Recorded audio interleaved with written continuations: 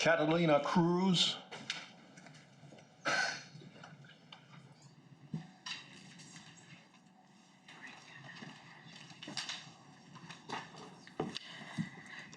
Good morning, Commissioners. My name is Catalina Cruz, and I live in the Elmhurst-Jackson Heights Corona community.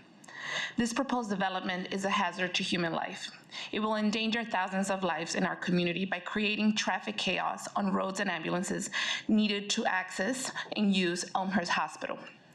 This development will be located in one of the busiest areas of Elmhurst-Jackson Heights.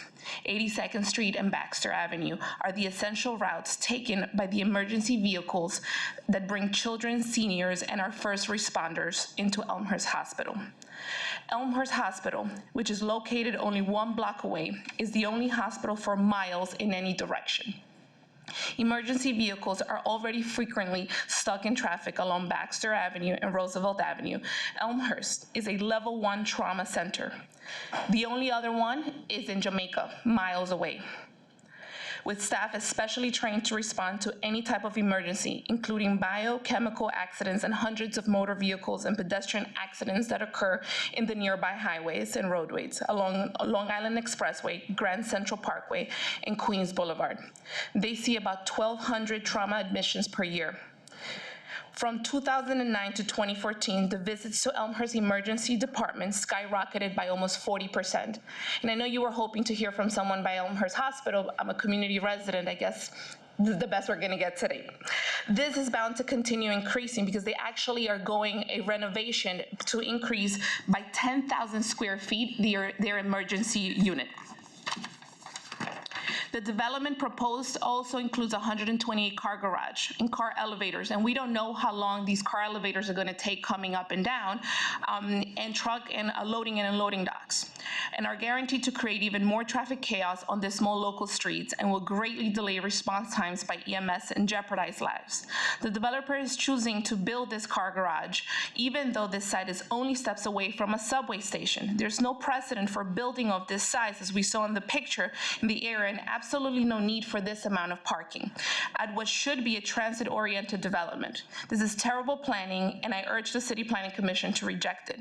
Let's recognize that obtaining special permission for this development to avoid current zoning regulations requires significant community benefit at a minimum, and serious efforts towards mitigating and navigating the impact proposed to exposing our community. As we heard from the developers, they can't even tell what buses are going through our community, through our streets. It seems like they barely had any conversations with our community members.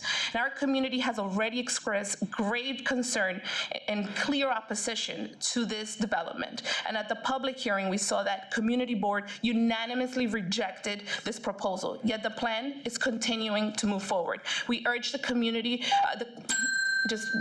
we urge the commission to vote no on this unprecedented spot rezoning. It isn't a question of option A or option B. They can very well go back to the drawing board and come back with something that doesn't endanger the lives of our community. Thank you. Thank you, Ms. Cruz. Questions? Commissioner De La Luz, did you have a question? I just want to say, I think she covered it well in her testimony. Any other, Commissioner Ortiz? Hi, good afternoon, I guess. So the alternative here, the as of right alternative, which could begin immediately, does not include affordable housing, would not include affordable housing, would have less commercial FAR, certainly, and as the developer noted, would have the same loading challenges, because that's likely where you would put a truck. I'm not saying I'm happy with that, but that's, that's the reality. Is that an alternative? That is the alternative. I mean, is that an alternative that folks are ready to accept? Should you succeed? Just because it's the only alternative on the table now, it doesn't mean that it's the only alternative in the history or that they could come up with. They could very well go back to the drawing board. They want to come into our community. They want to benefit, which is to be able to build either as of right, if they want to, or to increase the size. But they're not having the right conversations with our folks, with the community. We heard from people before me that the community is very concerned about the small businesses, about being driven out, and I'm very concerned about safety. And on a personal, I'm concerned about safety because this is the hospital where my husband, who's a police officer, will be taken if he gets hurt. So for me, it's a personal issue, and it's my opinion that, in the opinion of many of my neighbors, that they have yet to come up with another alternative. It isn't an A and B situation. They have the money, they have the time, they can go back to the drawing board and figure out another possibility that meets the safety needs of the community, that meets the housing needs of the community. And if they want to come into our neighborhood, they have to be good neighbors, and they have failed to do that. Thank you. Thank you. Other questions? Thank you, Ms. Cruz. Thank you. Jorge Cabanillas?